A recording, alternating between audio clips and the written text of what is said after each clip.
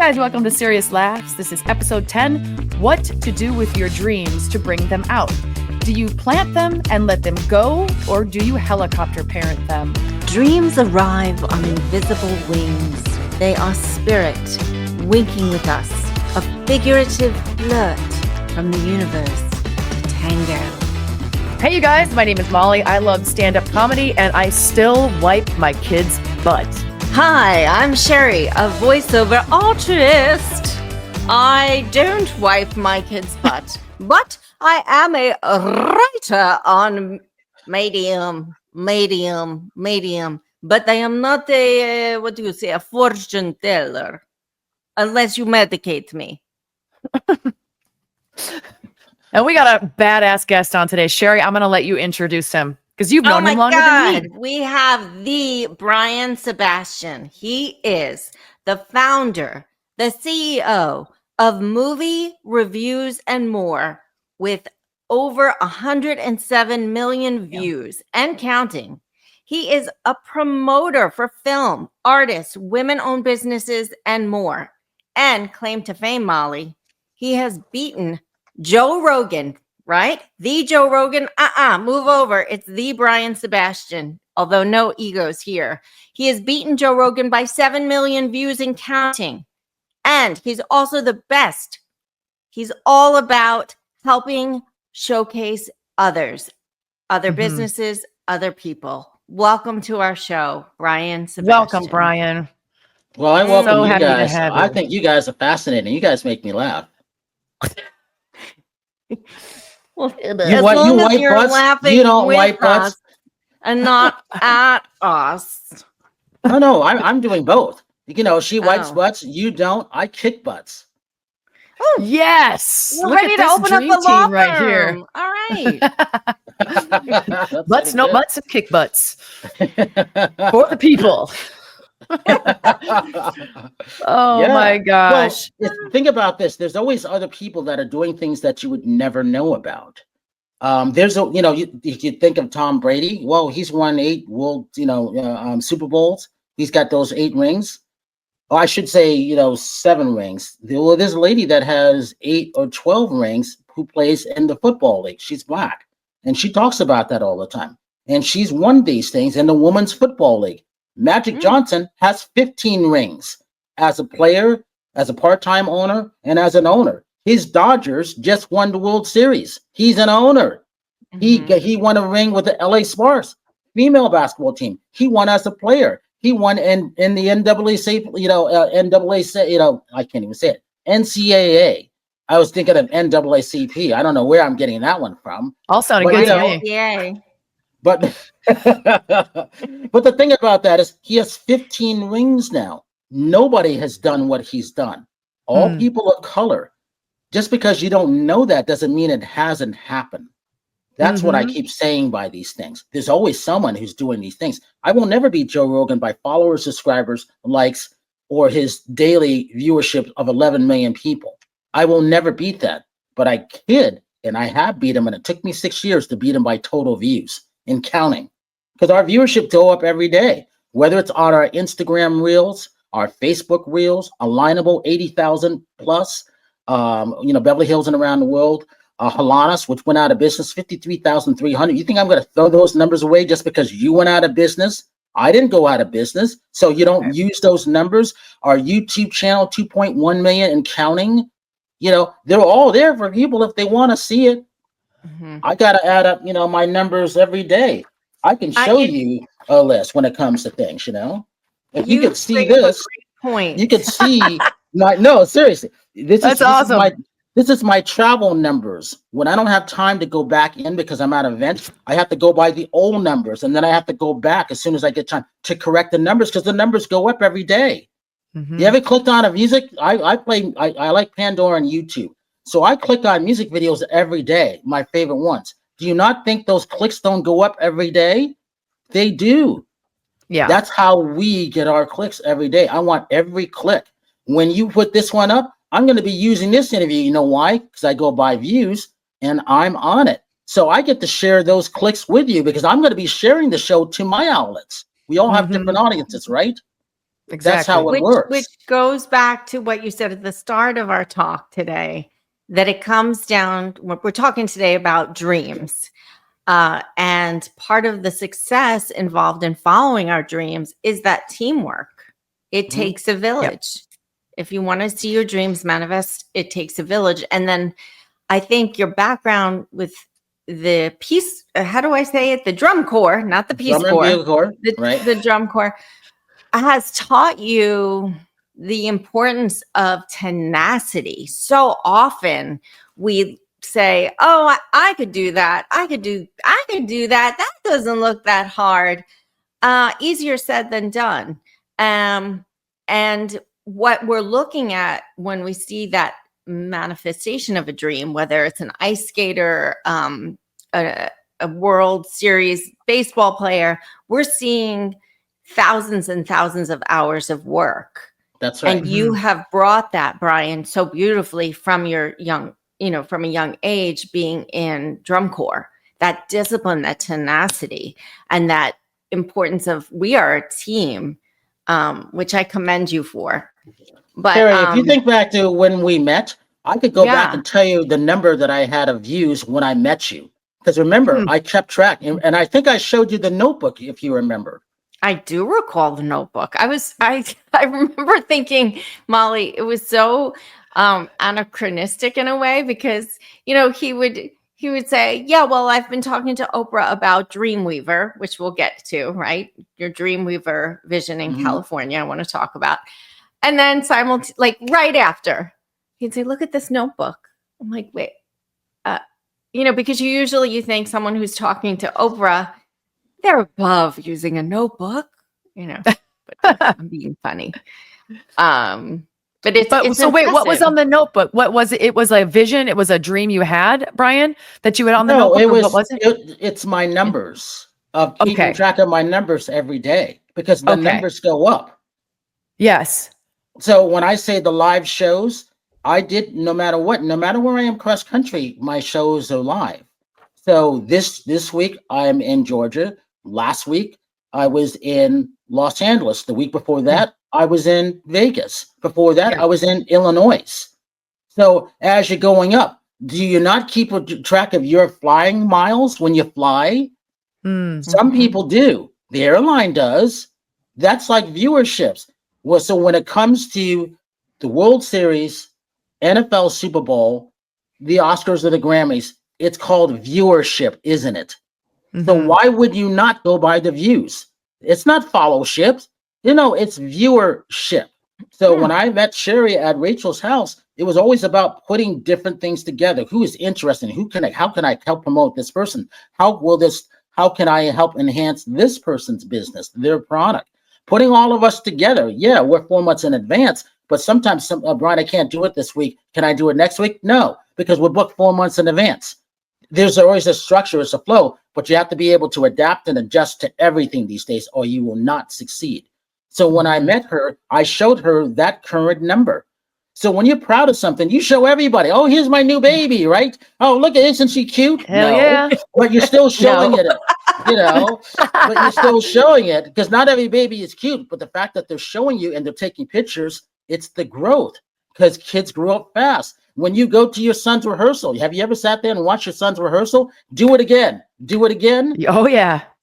That's drum Oh corps. yeah. So when you're in the hot sun in Oklahoma City in a cornfield and there's nobody around and you're rehearsing between 8 and 12 hours, which they can't do now these days because it's probably illegal against the law or what we used to do. But we used to do that. Do it again. Do it again. And not being able to drink. Stand at attention for an hour and a half with your equipment on in the hot sun. Who would do that? Only us drum corps nuts. Hence the Well, and name. it comes. Hence the handle. If you No, go, go Molly, ahead. if you go and ask any of your son's kids, what drum corps do you want to march in? Ask them.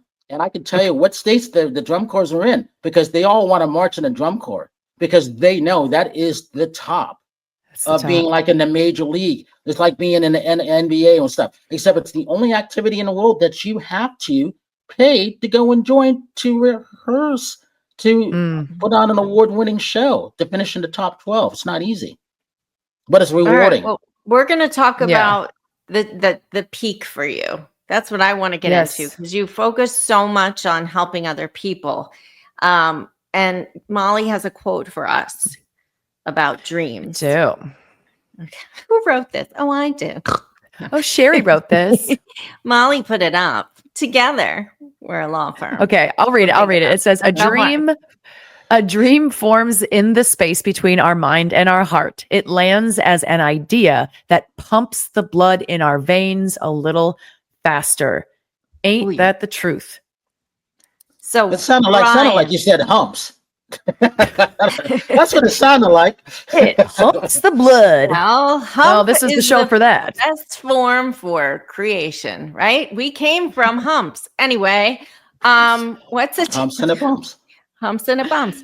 Brian, what's a dream that whispered or landed on you, and did you heed the call?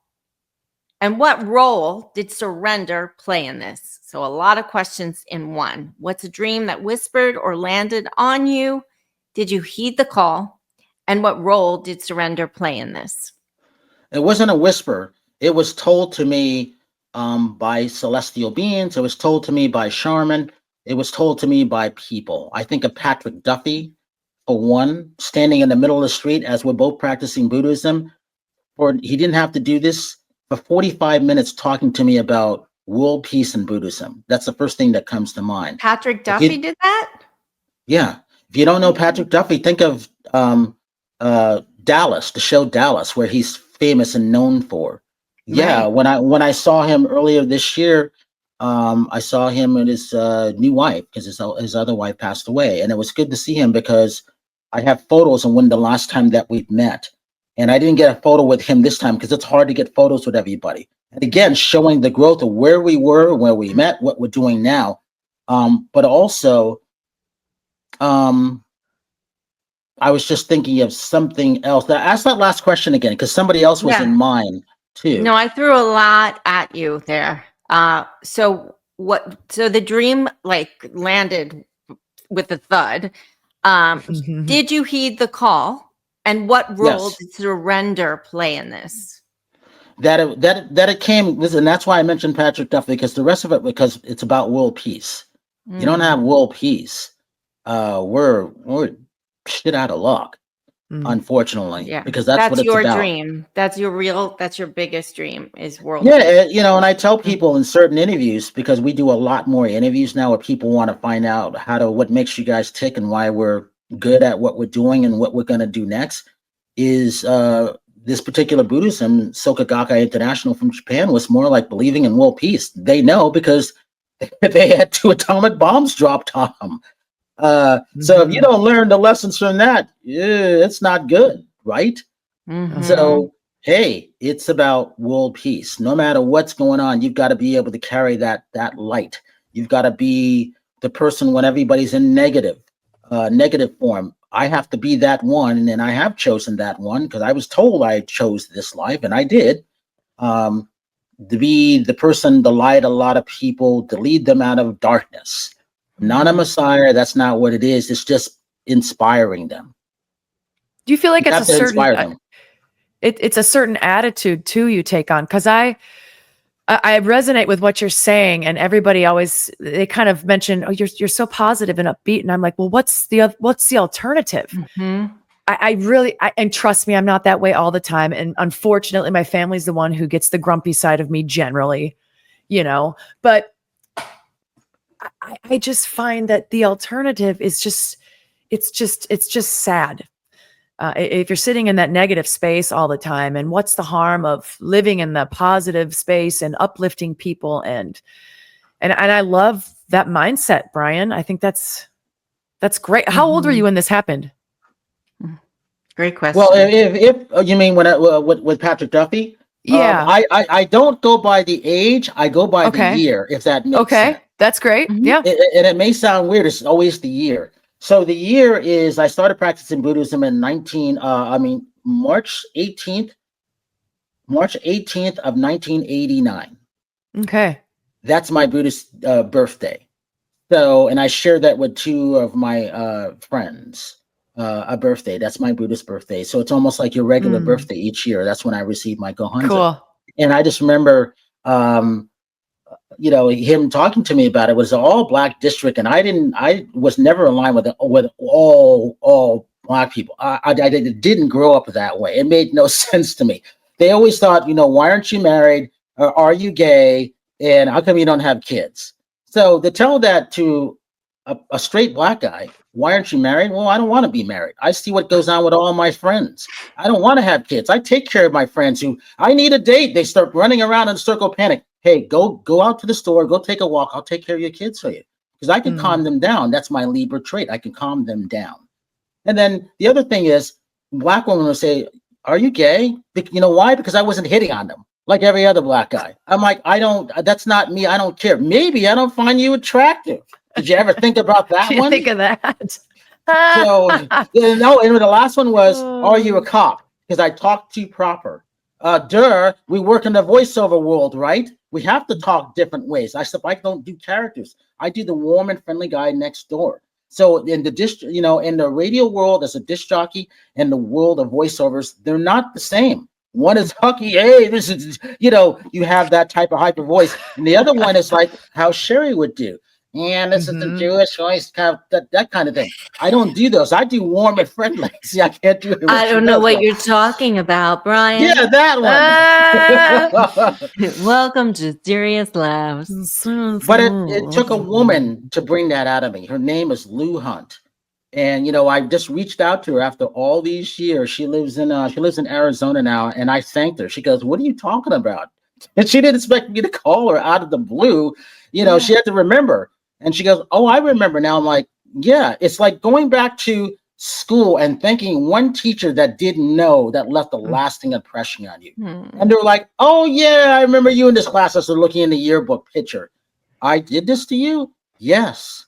You're always inspiring someone. You just don't know who it is, what state, and what country, but you are. So when it comes to our shows, I'm always telling people, you never know who's listening to us. You never know who's paying attention and watching us. You never know when you're walking in that crowd, that kid that you might be inspiring, whether it's Donald Trump or Michelle Obama. People are being inspired different ways. That doesn't mean there's one way is better than the others, but you're inspiring people. Now, when you have met these people and you have to interview them, you're seeing things in a different world. When you meet these famous actors and you're interviewing them in a controlled situation, you're seeing them in a different world. And when you're hanging out with them, it's interesting because they can be sort of like your family members, your best friend, until you walk out in the crowd and you hear cheering. I remember walking out with Jane Seymour. We were at a party at Santa Monica Pier for a Fox show. And I hear this crowd of who's making this noise. And she goes, "Brian," she looks at me. I'm walking on to her left. She goes, "Brian, I'll be right back." I forgot I was walking out with someone who's famous. She went to go sign autographs, and I go, "Oh, stupid me. We were just having so much fun, just hanging out. You forgot that she's world renowned, and I'm just a journalist at that point." And then her husband is like, I looked at her husband, and he goes, "Yeah, I have to deal with this all the time." I said, "Oh, that's interesting." So, I have photos of these things, but imagine the photos that I don't have of the people that I've interviewed, because you can't always get a photo. And it's funny, it just makes me laugh when these women, they've got to take multiple photos. Can you take another one? No, you only get one shot. I don't have time to perfect you. You get one shot. You know why? I learned this in the celebrity world. They don't have time. Go, can we take another one? My eyes are closed. No, you're lucky that you got that photo. They got things to do. And a lot of times you take one photo for one person, all of a sudden the mob comes over. They got to go because the world has changed. That's why you see more security guards on around them now, because the world has changed. You never know when someone's going to come up and stab you or shoot you. That's the world we live in, unfortunately. Yeah. So that's why when it goes back to, I chant a lot for world peace and for the happiness of my friends and those people who may not like me just simply because of the color of my skin. Well, you talk so eloquently about, because that's because I'm really gay and I really am married and have 2.5 kids and I really am an undercover cop. God. So where does, I don't want to interrupt you, Molly. I had a question. No, I was gonna piggyback off of that, you know, you want the world peace, you want to inspire people, you're here to bring people together. And you have this passion for helping others, specifically in the entertainment industry, as we've come to learn. And I don't know if this ties in, if this is the same point in your life, but where did that desire to help promote others begin? Before you finish the question, I was going to interrupt you. I'm like, you can't do that. It came from, oh, Brian, you're not really a technology guy. Oh, no one's going to listen to this. Oh, you're not syndicated, so we can't invite you in. Oh, you're really not a Black outlet, so we can't invite you. So I know what it's like to go through that stuff because I've already gone through that. I'll never forget. I had this one lady, because in the old days, they would pick up the phone and call you. Hey, we're going to invite you to this. Do you want to come? Of course, I want to go to the Four Seasons and have everything, eat for free and every drink for free and interview celebrities. Who doesn't want to do that? Of course I want to go. Okay, the movie's this date. Come over here. And then the junket is this date. You get 20 minutes with the cast of four in a particular movie, say like the movie Armageddon, that had Bruce Willis and everybody in it. Who doesn't want to interview these people back in the day? However, what I didn't know was there are unwritten rules in every company, every society that you may not be aware of. Well, the rule was you were supposed to be syndicated. I was not. The rule is you had to watch the movie before they can invite you. I watched every single movie. Like still this day, I watch every single movie and I write them down on that same list, Sheri, except now I have a new notebook. Because that notebook is full. I think you need a new one. So I have a new notebook. The poor trees. No. But with but at least I saved them. I don't throw them away. I save them because anybody doubts me. And but when it comes to those things like that, Brian, there was a Black film. It was called The Wood, short for Inglewood in California. Well, Omar Epps and a couple of people were in it, and I knew them. And I won't say, so the publicist didn't call me. She was from Paramount. So I called her and she wasn't the nicest person. She was just dark. Just like I would, the days when you can go to the studio and they would invite you in, all the lights would be on, her office would be dark. And I'm like, oh, I got to deal with this woman. Yeah. So you learn the kind of energy, what to think. I didn't know that she probably suffered from depression or she was definitely bipolar now, but we didn't know that then. All I knew is that, Brian, I can't invite you. As I'm on the phone like this, in the right hand, I can't invite you. You're not a Black outlet. I can't invite you. And so my response was, and you don't forget these things when people tell you these things. Yeah, but I still want to see the movie. I still want to help promote the film. And they're my friends. I'm sorry. There's nothing I can do about this. Click. I'm holding the phone and I'm looking at my hand. I'm like, I know she hung up on me, but now I'm a Black outlet. Movie Reviews and More. It's never been a Black outlet. So she defined me. So I said, I'm never going to be defined like this again because this is not a good feeling. And then so they would have a save the date. If you have a family picnic, it might be 2 months from now. Save this. We want to get everybody together. So that's what they used to do for all the big film. Save the date. So when you save the date and then all of a sudden you're turned down, you save the date. What else are you supposed to do?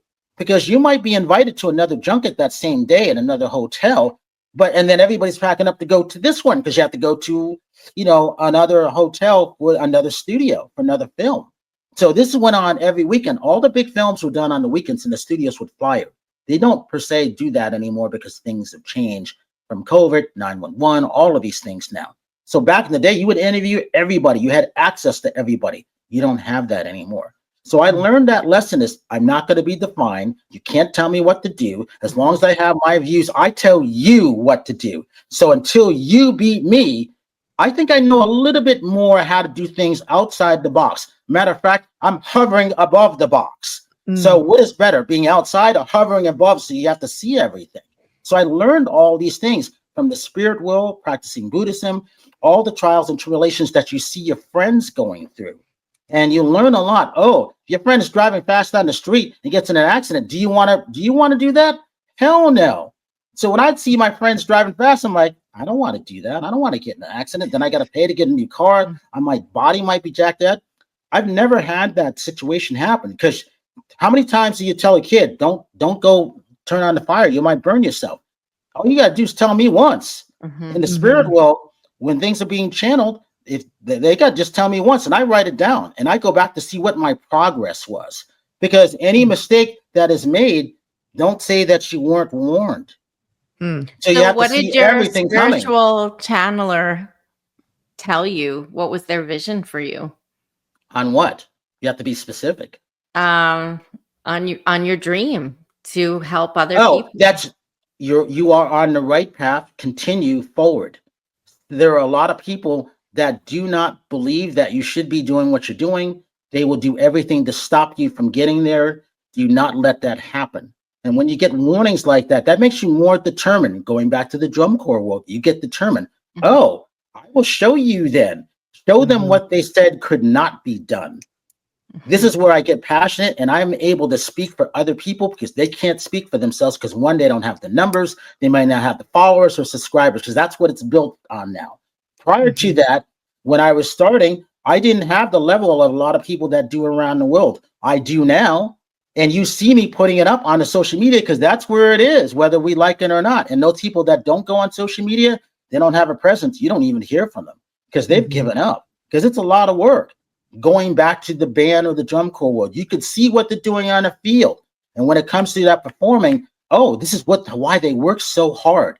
But if you're not being able to see them in the rehearsals, no, I don't have cameras on me, but when I'm traveling around, all my shows, which is why they're always live, are on the YouTube channel. You can see every interview and every show that I've done.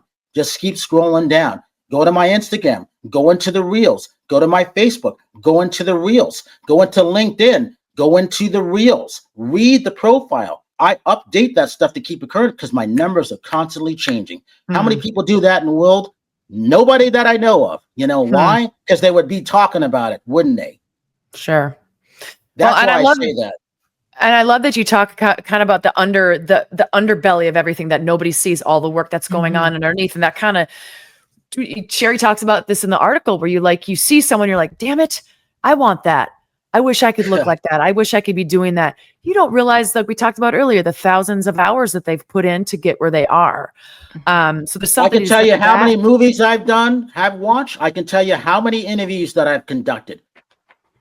I believe it with that notebook. My Instagram. All you have to do is the notebook is one thing, but remember, you can see it if you go into my Instagram Reels on Facebook. You can go and see it on the photos. Right. You imagine the stuff Molly, that I couldn't had a capture. question that you wanted to ask. I feel like got lost. Did I? You were gonna say something just now. No, she was so enthralled she forgot what she was gonna say. Well, I think I was just gonna say also that from your past, and we touched on this. I don't know if we were recording at that point, but that you took that negative, you took that moment where the phone was in your hand, and you're like, I don't like how this makes me feel, and you turned it into a fucking positive, and look where you are today. You know, it doesn't mean it doesn't hurt though. You have to do something about it. For sure. Because that memory is still strong. Oh, yeah. You knew where you're sitting. You knew what you were doing. Absolutely. But it could have gone the other way. And it does for so many people. Right. And here's the other thing that's important is I knew, but just because I wasn't syndicated and I didn't control, if you work for CNN or Fox, you don't control that content. So what I found out from my friends who worked for them was, hey, you could you've interviewed everybody for 20 years. You must have a great reel. I'll never forget. Andy Culpepper used to work for CNN. He would interview all the celebrities on the movie side for CNN. He goes, oh, Brian, I don't have a reel. I don't own this stuff. CNN owns it. I said, what? And what the light went off. I'm like, you don't own that? You don't have a reel? What happens? My brain works that way. I'm like, oh, so what I'm doing is working. When you get a chance to talk to these people who are higher than you are, what all the people who want to say you're a publicist and you're trying to get your friend out and he's got a CD, you want to talk to the biggest outlet, but the biggest outlet doesn't always have time. What they're leaving out then and now is those people who are coming up.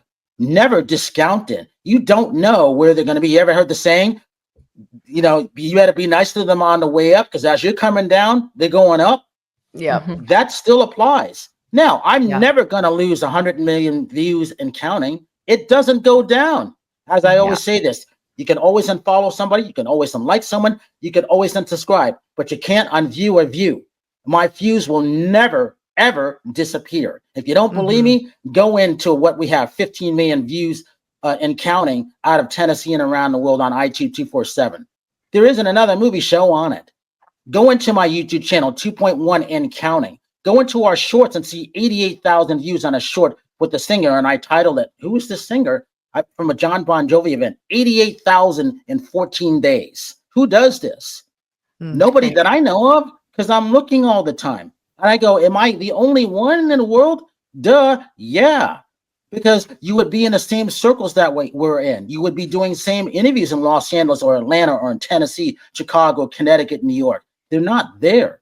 Those influencers who go by followers, they don't do what I'm doing. They want to take pictures of me. You ever see the women in the gym all the time? Hint, hint, Molly, taking pictures of themselves like this. Oh, look at my abs today. I'm only kidding. See. So Sheri, look at this. See, she's like, don't you define me. That's what it was. And it said, we don't want to fall into that box of being defined, do we? But that's what we see. But that doesn't mean it's true. The reason why I don't go to the gym and I go for walks, because I got so many phone calls, I walk and talk, and I put my timer on my watch.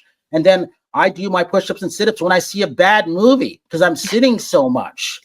That's great. I do leg lifts and everything. I'm not kidding. You don't see the camera on me doing these things, because you can't watch every movie. Oh my God, this movie is 15 minutes in and I already know the ending, and I got to wait an hour and a half to be known that I'm right. I can't tell you how many times I was right. So I started getting my ass down and doing push-ups and sit-ups and lifting up my legs like this just to get to the movie.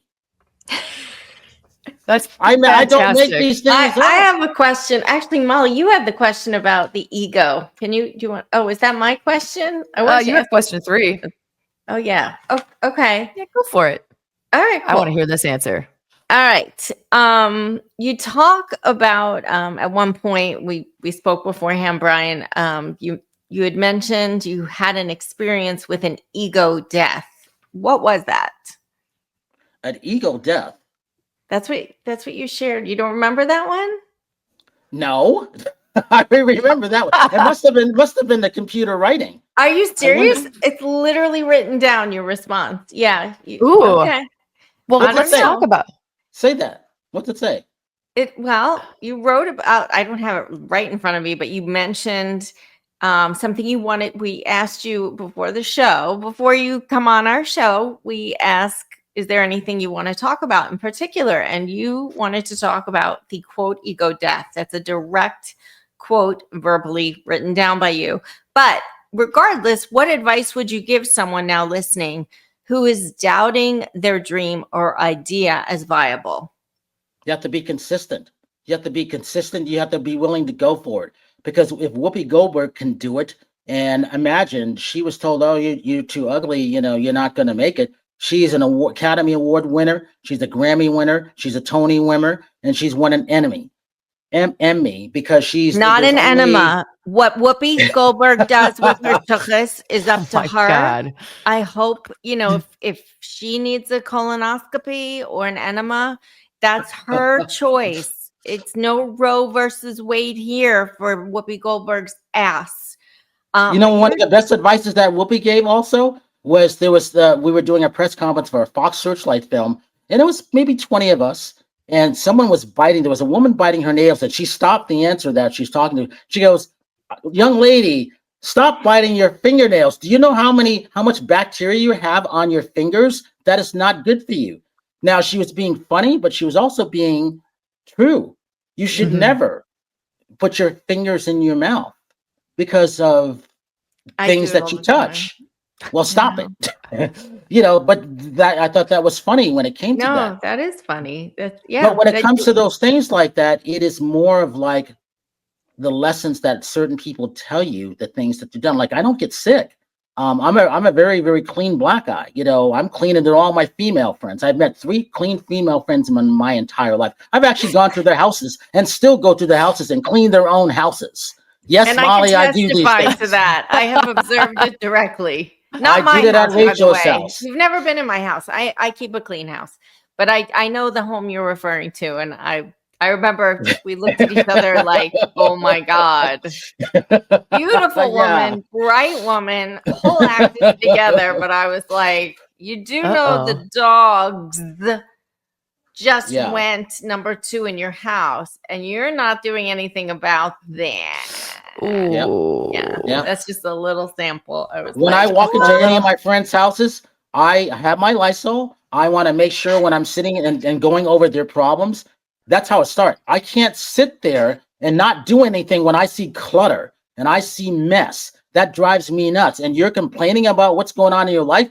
Look around, first of all. When's the last time you cleaned this place? I literally say that. I feel like the queer guys for the straight guys when they go in and look at the makeover. Except I'm the straight guy, straight black guy with no who's not being married and never had any kids. That's me. But why I'm doing that, I'm teaching them you've got to have energy. You've got to have positive energy flow coming in there. No wonder you have no money. You're complaining. It can't get anywhere. It's trapped. It's not going to go over the trash of books that are cluttered over here that have been here for 25 years. I mean, what about this bathroom over? I've never seen so many messy women in my entire life. They're messier than the guys are, but they walk out pretty as hell. But you see their bathrooms? Oh my God! I'm cleaning up after them. There was a cartoon. It was Mr. Peabody, if you remember back in the days. Yes. And at the end of the parade, there's the guys pushing up all the things in the parade. That's me. All the clutter of all my friends. I'm pushing up all the stuff, getting everything put back the way it's supposed to be. Because I want my friends to succeed. Yeah. I want them to succeed. But how can you succeed if you got clutter in your life? Right. And you've got all this stuff that's stopping money flow coming in, because everything is based on energy. Everything's based on your thought. How can you think if you got clutter around you? It doesn't work that way. I said, go outside and take a walk. If you've never walked outside, just walk up to your mailbox and get your mail. I've had people who wouldn't go to the mailbox. You know what they said? Oh, Brian, there's nothing good that's coming to me. So if that's your thinking, of course not. Right. You got to get rid of that. Take out all of that negative mail, then start from scratch. Every day is a new day. Every minute is a new minute. Brilliant advice. I want people to hear about your Dreamweavers. I want to hear about this. Yeah. Dreamweaver Ranch was set up to help those artists, those inventors, those people who can't get their message out. Think of Steve Jobs. What do we all have now? We all have cell phones. We have a pad. All these things were created. That doesn't mean you're good at making money. You're good at inventing. And then you have to have someone that can come in and take you further. You want the right person. How many people have had a bad partner, whether it's in marriage or in business? Oh, you thought this is going to work, and then it doesn't. And then people get distracted. Oh, I tried it once or twice and it didn't work. Well, first of all, trying is an excuse to do things. You have to keep intending. You have to keep creating. You have to keep doing. Those three words are positive. Not, I tried to do it and didn't work. In Sheri's Jewish voice, it didn't work. You know, I don't know what you're talking about, Brian. You're I don't this is my Jewish voice. I mean, my vocal cords had a circumcision. So if that's what you're talking about. Oh, bless your heart. I learned what that really meant on Tuesday. I had no freaking idea. Anyways, you said something. You had three words you just said there, Brian. Intending, creating, and what was the other one? And doing. Doing. I love that. Yeah, those are positive words. The universe responds to positivity, and there's a balance. You can't be off balance. But Dreamweaver is set up for those people that you have to speak for the voiceless. Give voice to the voiceless. When you see a good piece of artwork and that person is out on the street and just looking for pennies and whatever, give them something, showcase them, introduce them to someone. Everybody needs help. We didn't get here by not being helped by somebody. That's why I have many different people coming on our shows. So our Dreamweaver is always about that. Environmentally friendly, sustainable, and for our ranch, net zero.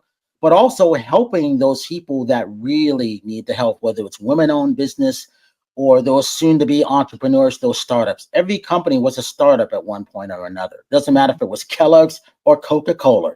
And when you see the food that made the United States on Hulu, watch what those people went through. Whether it's Hershey or Barbie, the woman who created Barbie. What was the most famous movie last year? She was Jewish. Absolutely. But do you know how it came about?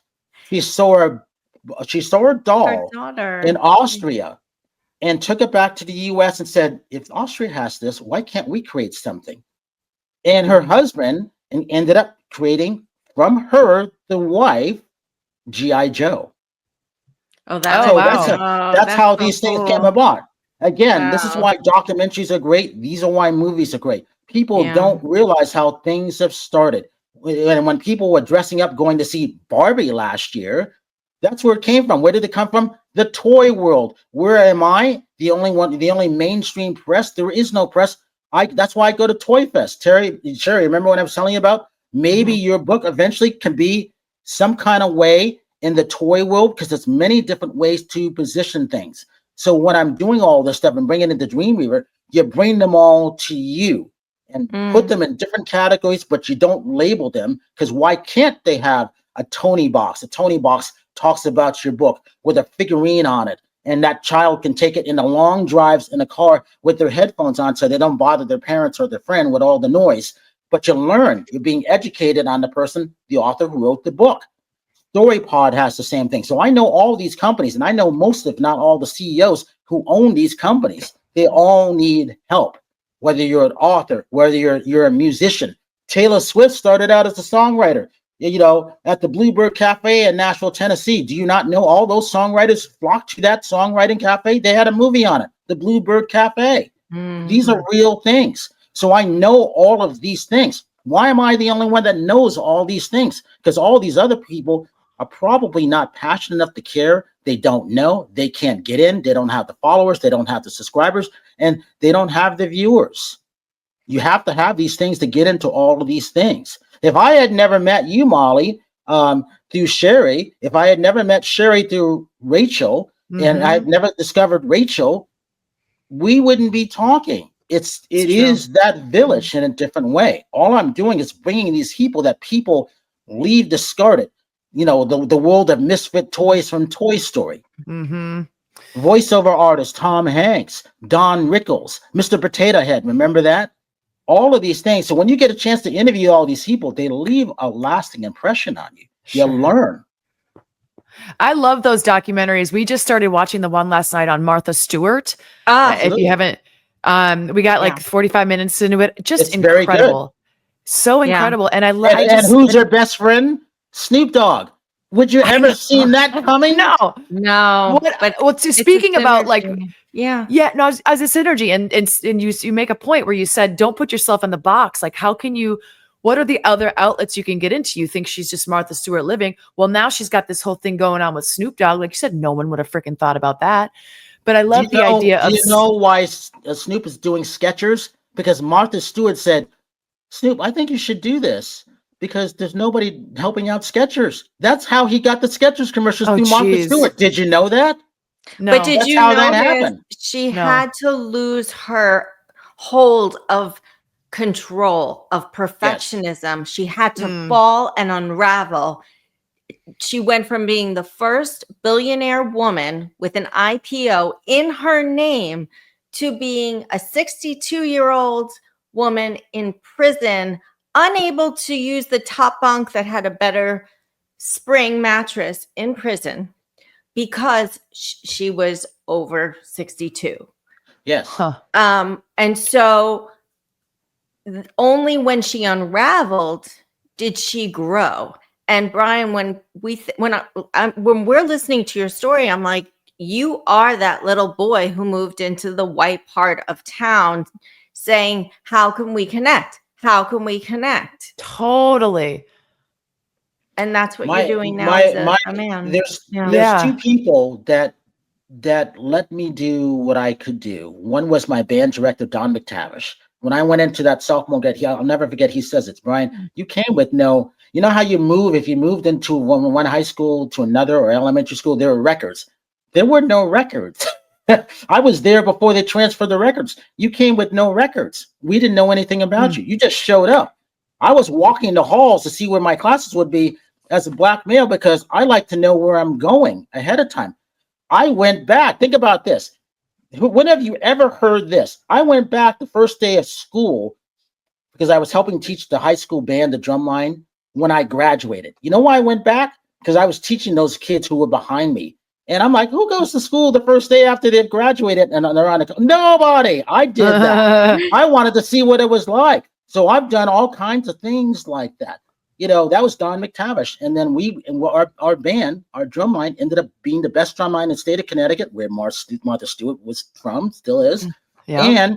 And our actually, she's whole band. from Nutley, New Jersey. Yeah, but she lived in Connecticut when she started creating all of these things. Yeah, exactly. Yeah. So what I say from these and what I mean by these things, the other person was Bill Margot, the world's leading authority on the world of adult entertainment. He let me run stuff with X-rated performers where you didn't get caught doing stuff, because in the X-rated world, VHS tapes, beta tapes, CD-ROMs, they were hooked up with Consumer Electronics Show, which is the world's biggest trade show on everything tech. Everything that we have started at this Consumer Electronics Show.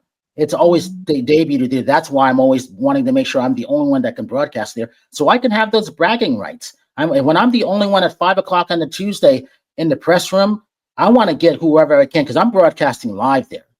And those things set you apart from everybody else. Oh, you don't really do that, really? Here it is. Number whatever on our YouTube channel. It's underneath the radio section. It's underneath the movie section. Text. It's all laid out so people can see.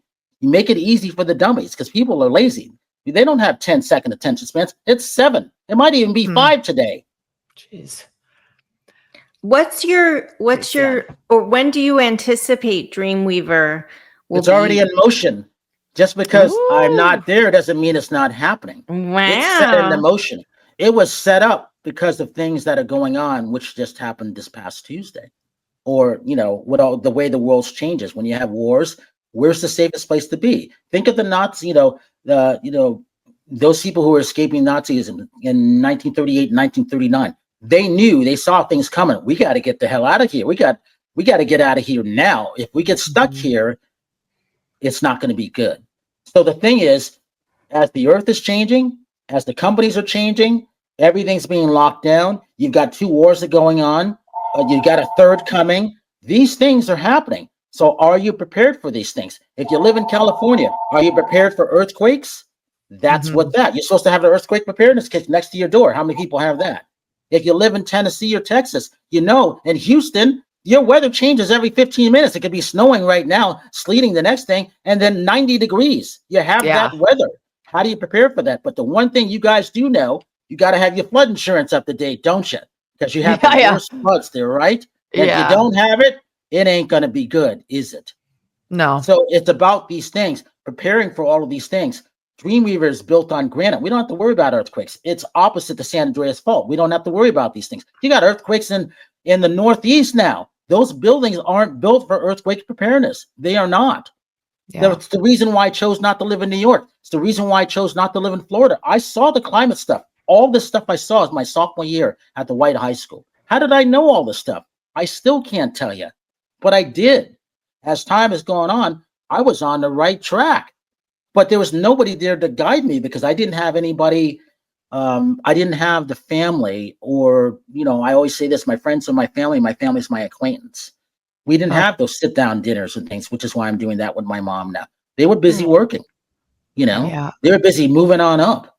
So the best things that my mom did for me till this day, and I thank her, is she got me in the world of drum and bugle corps. She made me go to Europe when I graduated in 1980 when I wanted a car, because I knew I was going to need a car. Going to Europe was the best thing for me at that point.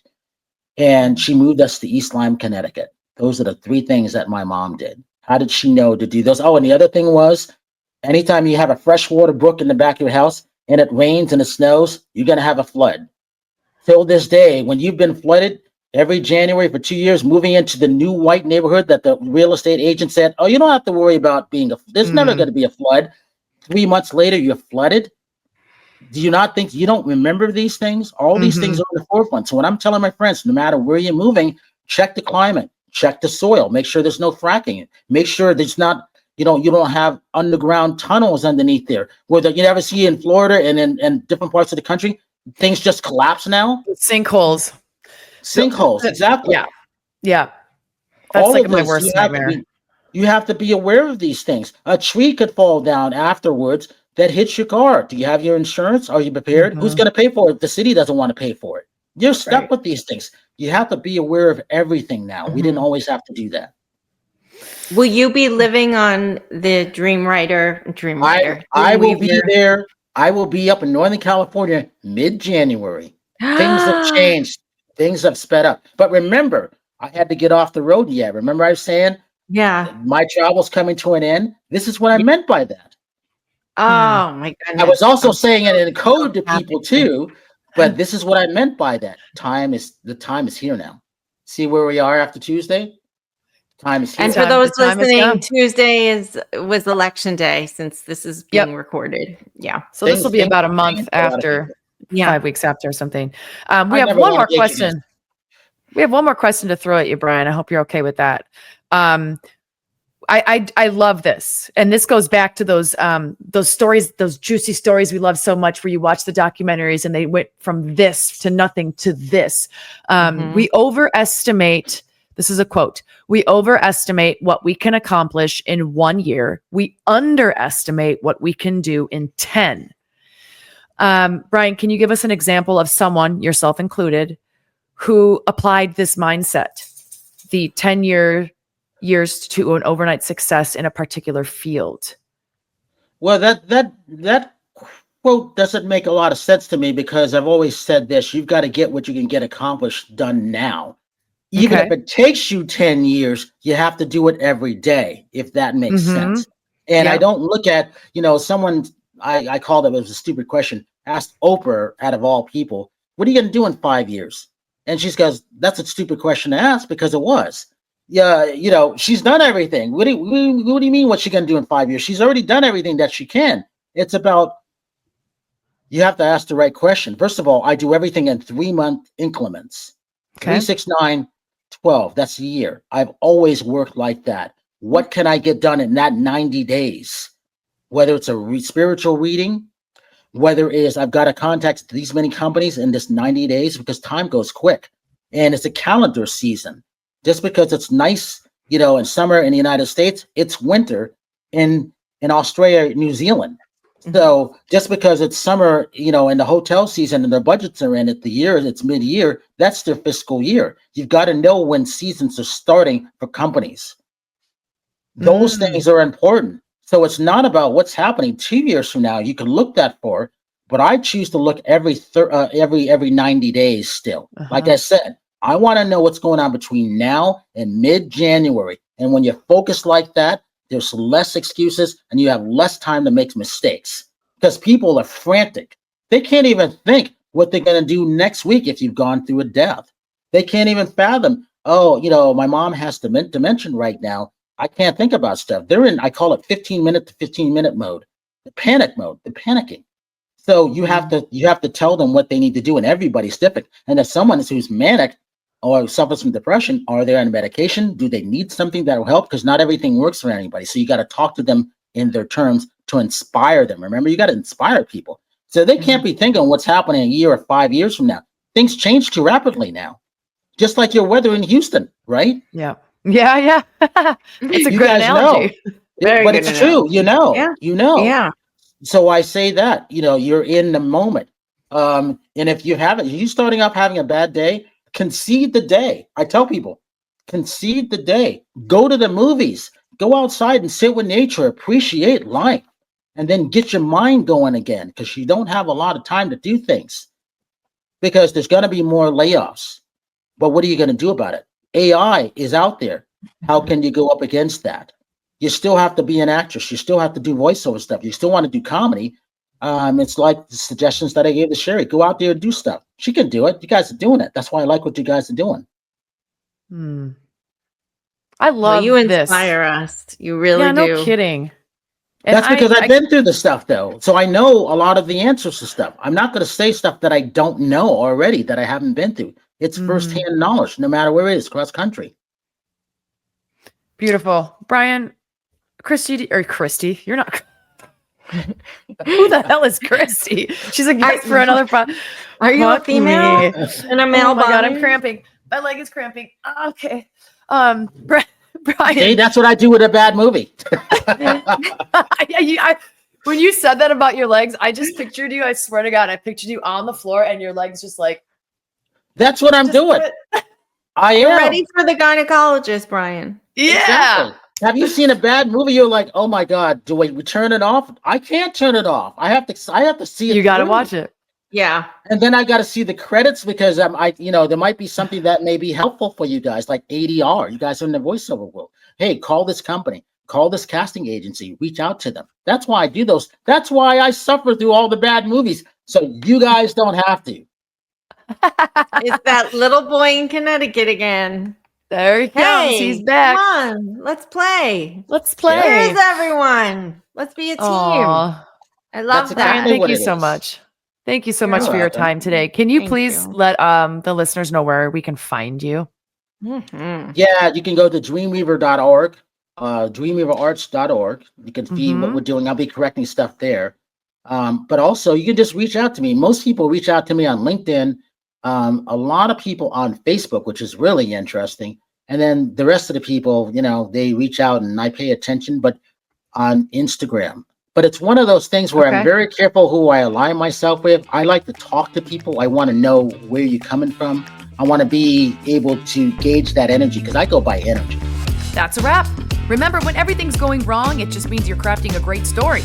Stay tuned for more episodes where we turn life's lemons into laughable tales. Don't forget to like and subscribe, guys, and keep finding the best in the worst, because life's too ridiculous not to laugh at it.